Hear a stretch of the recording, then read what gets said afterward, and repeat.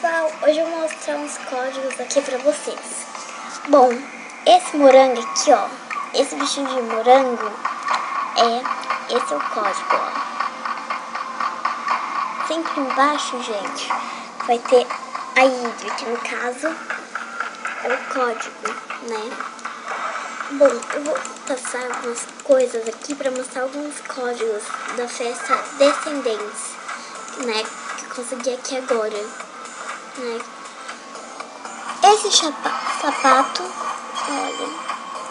olha, esse aí desse sapato que é da festa Descendentes.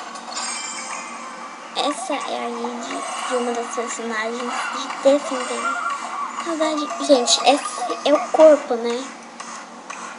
Esse aqui é o cabelo, gente. Não tem nome, né? Esse aqui é a sobrancelha dela, ó. Essa ID. Gente, os únicos outros que eu consegui foi esse, ó. Esse aqui, ó. Sapato e esse cabelo, entendeu, gente? E o resto tudo não é dos Descendentes, mas sim alguns, né, que eu consegui também, né? Na verdade, eu também vou mostrar a ID do sorriso do vampiro.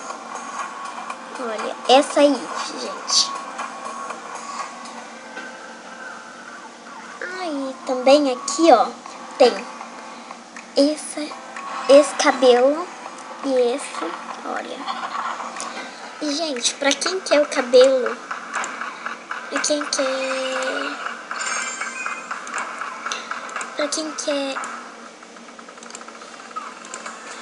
Pra quem quer esse cabelo, olha, esse cabelo, a ID dele é 1544, gente, tá? Fica aí, né? Bom, a ID desse papel eu não sei, tá, gente? Porque, né, eu não comprei ele, né? Eu me copiei, né? Tipo isso. A ID da arrumadinha loira é 10,39, gente.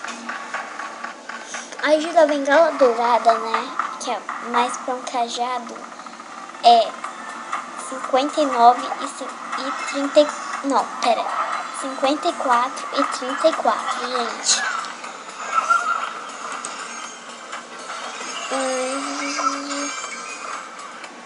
Espada de cavaleiro, né, é 51 e 51. Deixa eu ver se tem mais alguma coisa legal. E se não estiver... Aqui.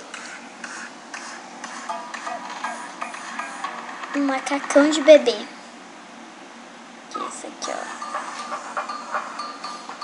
Esse aqui é o suéter, né, gente? E esse biquíni. O patinho de borracha dele é 42,57. Bom, gente, esse foi o vídeo e até mais. Tchau, espero que tenham gostado.